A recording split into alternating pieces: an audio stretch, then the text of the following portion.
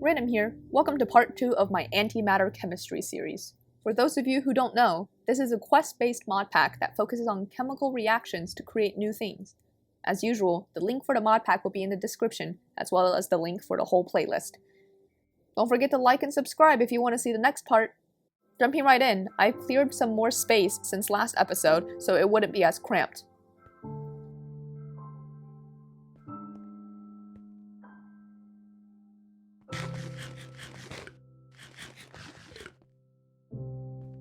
So going down, let's harvest this wheat here and expand the farm with our new seeds.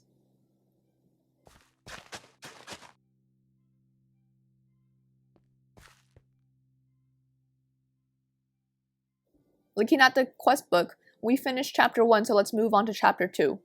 There are 2 major milestones in this chapter. The first is going to the deep dark, as we see down here. Halfway through is the milestone for going to the Nether. In this episode, we're going to be focusing on the Nether. The first quest is to get salts, using the evaporators we got last episode.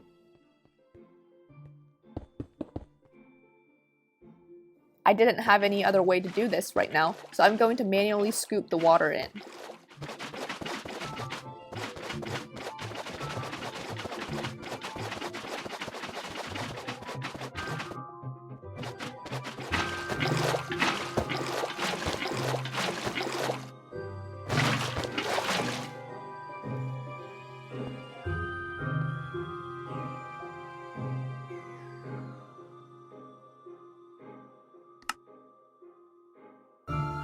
Now, while we wait for the salts to form, I started looking at the next line of quests. These involved me crafting a bunch of different colors of antimatter. A lot of ingredients, such as the magnesium, was hidden behind the salts. However, seeing that I already had the carbon for crafting the black antimatter, I began working on that.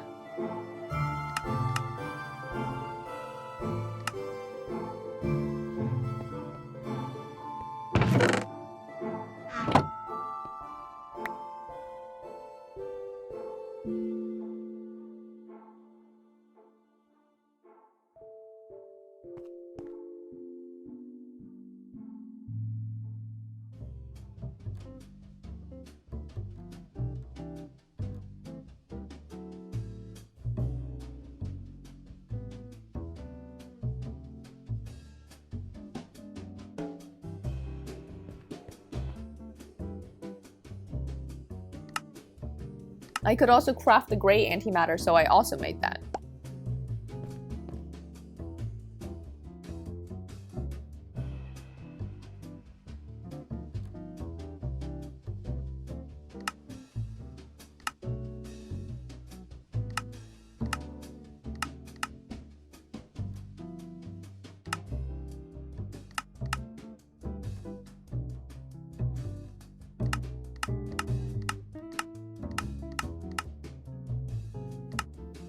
The red antimatter required iron oxide, which I had to make with the assembler, so I decided to clean up my inventory first and dump everything into the refined storage system.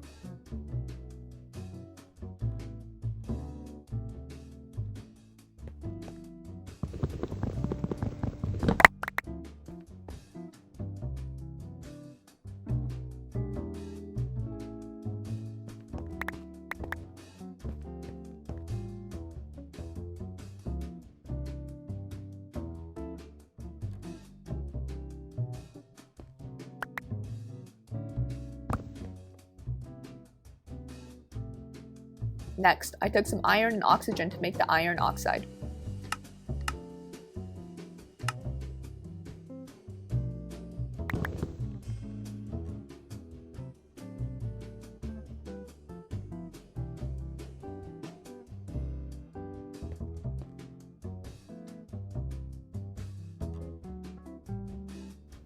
The red antimatter creates iron oxide when disassembled, so I made more iron oxide with the red antimatter and used that to craft more red antimatter, which I used.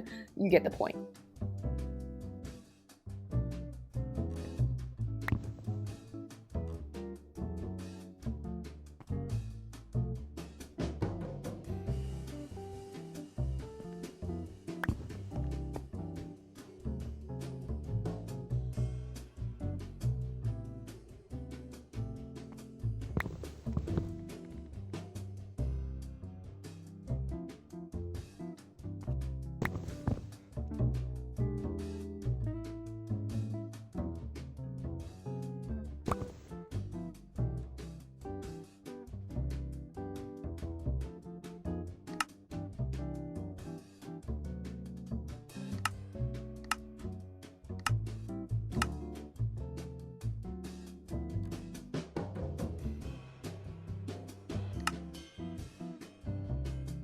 After crafting all of that, I went back to check on my salts, which had produced enough to complete the quest.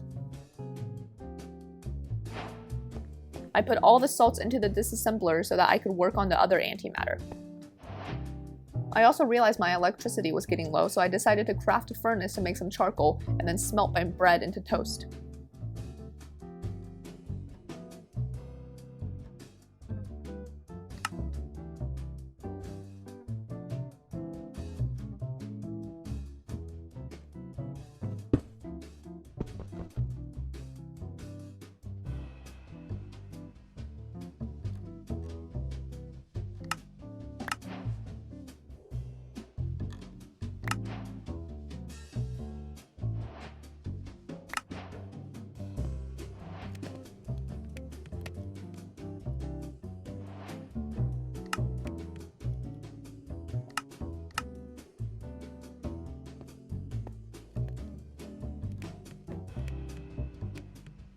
Finally, I crafted my orange antimatter and went to collect my rewards.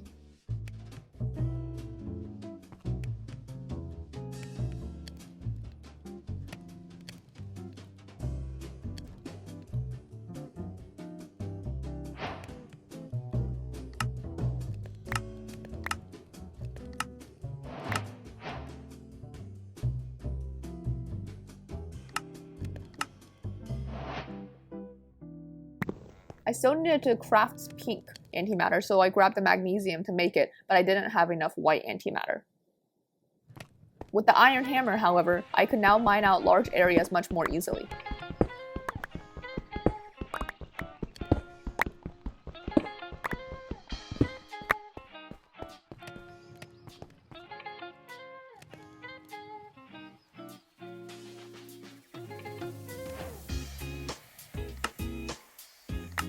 That gave me a pink generator, which I filled with some of the pink antimatter to get more energy.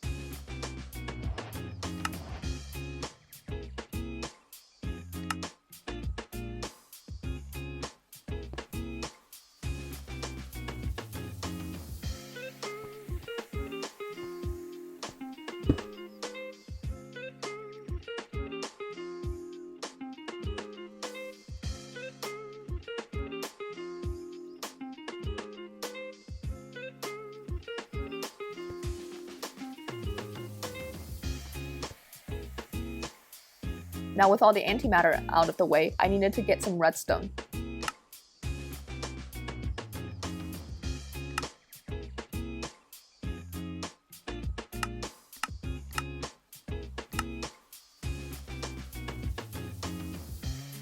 I needed strontium carbonate for this, however, which I could only make from scratch.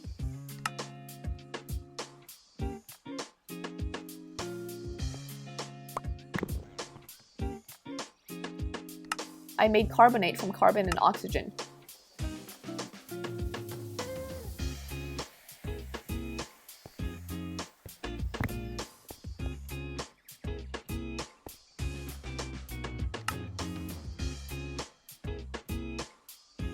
Here, you see me collect the charcoal, which I made to make the toast, hesitate about what I wanted to smell, and proceed to completely forget about the toast.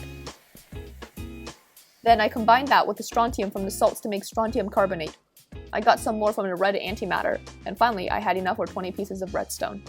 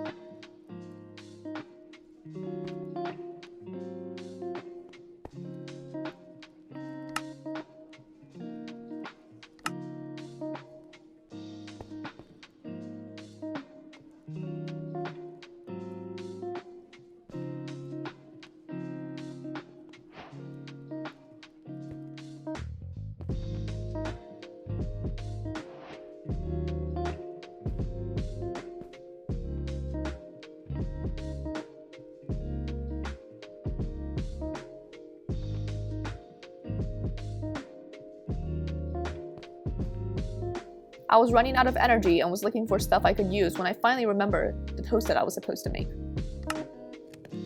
Getting the redstone gave me an energy cell, which means I could finally store the energy I created. I quickly changed how my cables were set up to incorporate the cell correctly.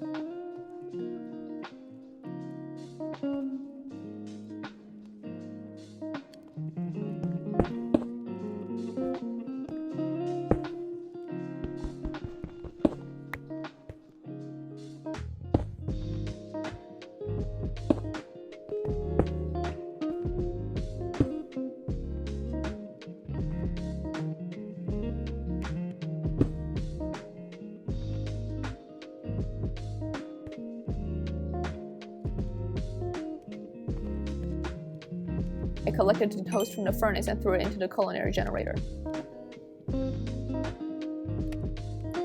The next quest was to get 2 furnace generators. Before that though, I wanted to make some more storage drawers to hold the growing number of elements I had.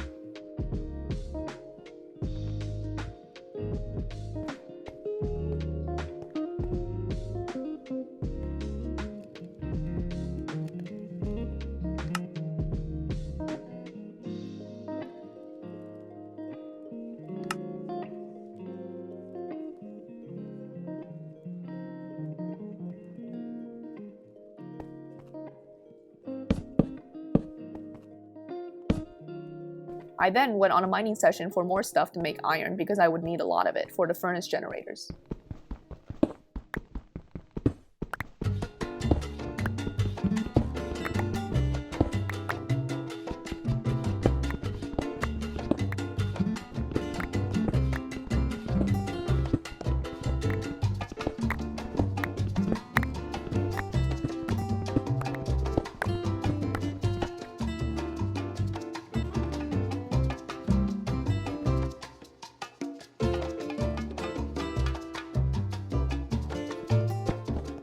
I took a small break to make proper stairs to the top. Then I got back to mining.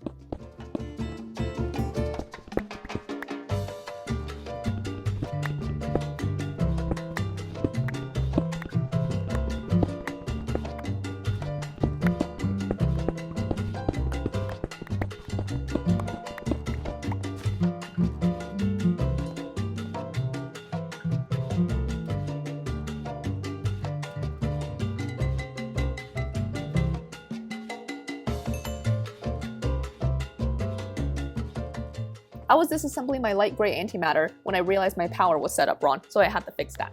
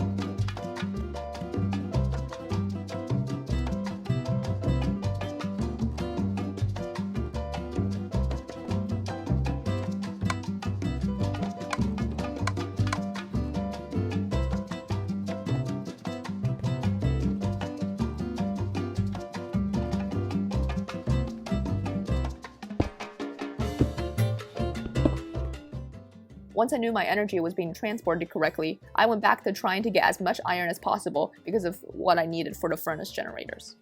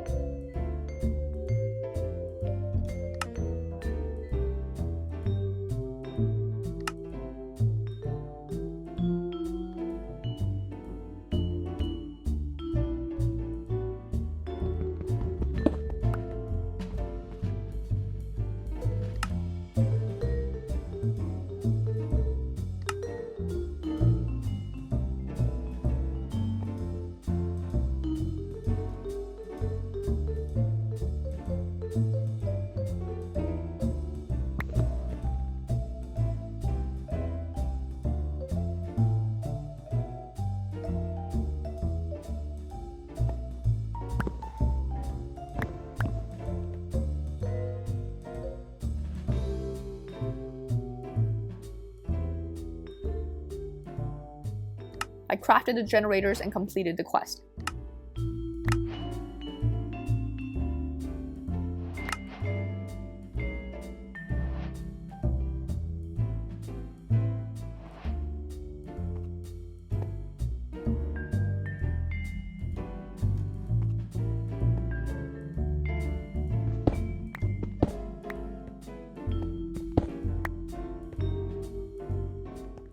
With the new power production options, I changed how my energy input area was configured.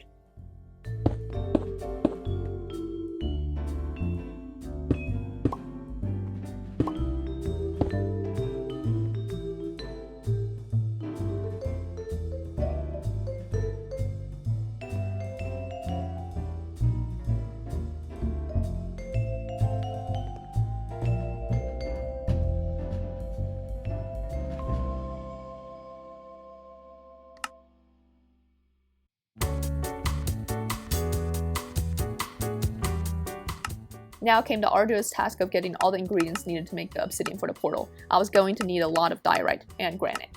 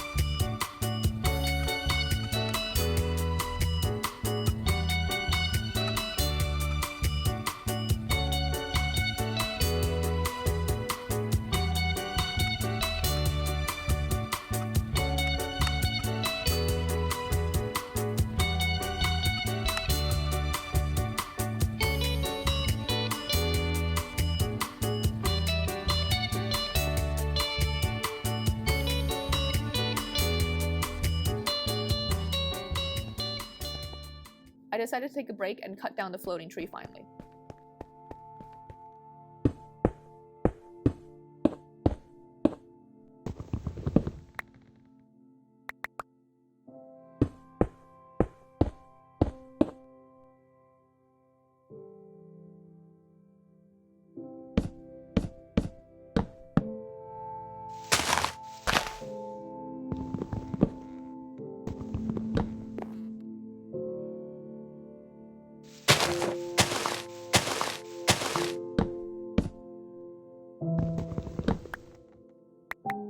It was really tall.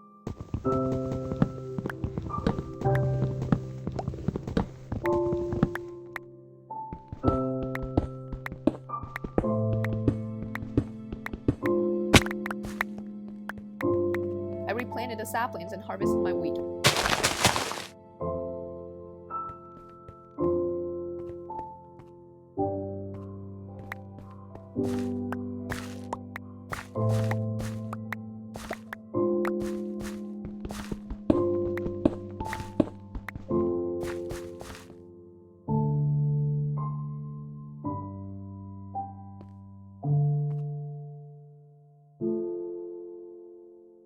Again, I needed more energy, so I made a furnace to make more charcoal.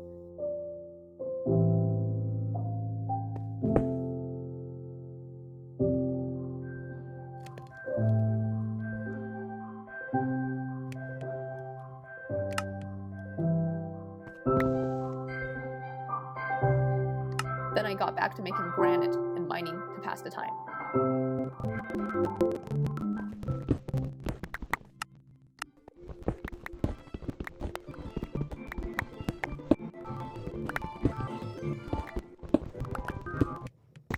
A lot of making granite later, we finally had 80 aluminum oxide. Now, it's getting magnesium time.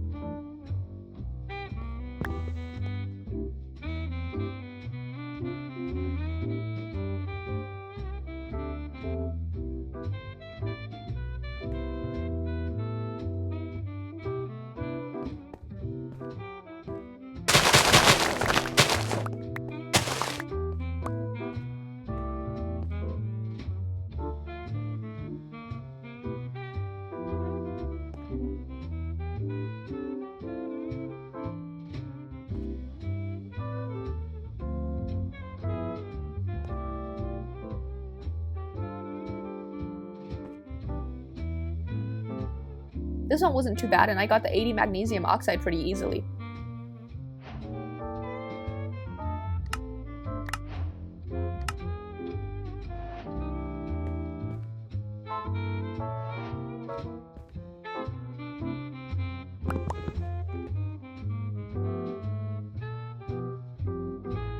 Now I needed lots of the diorite for the potassium chloride.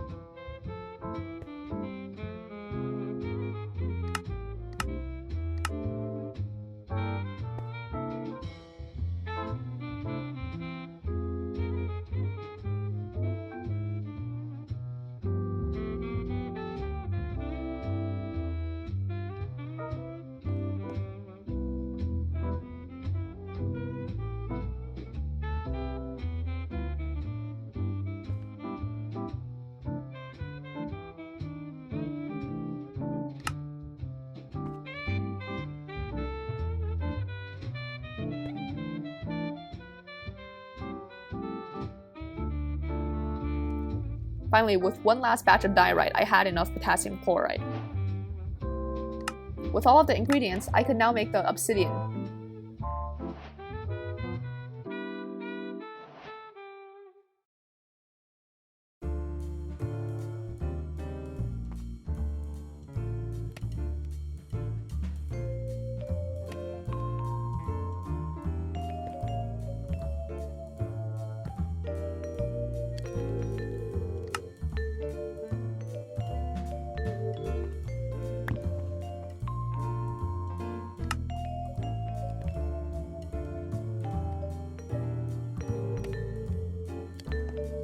Surprisingly, it was actually the silicon dioxide that I needed more of, so obviously, more mining.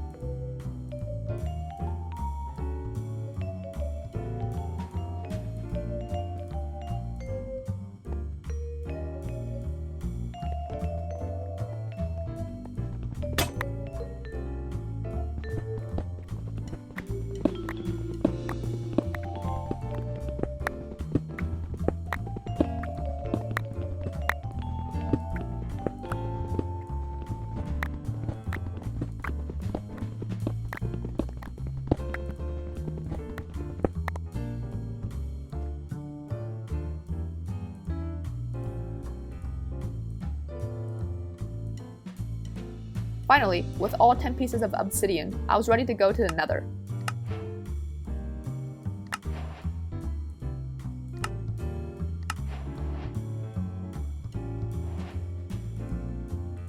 I set my home as the quest suggested and proceeded to build the standard Nether portal.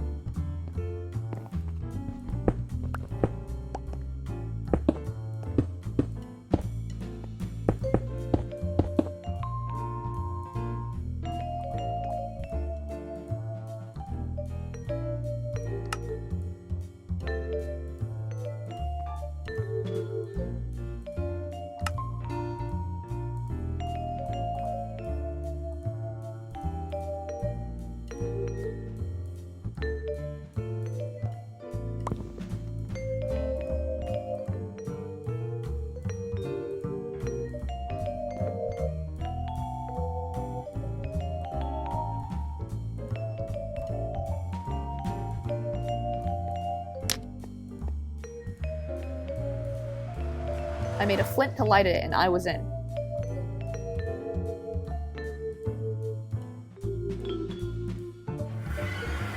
The Nether looks pretty much the same except the ores, but I guess that's a journey for next time. If you liked this video, please don't forget to give it a thumbs up and subscribe to see the next one.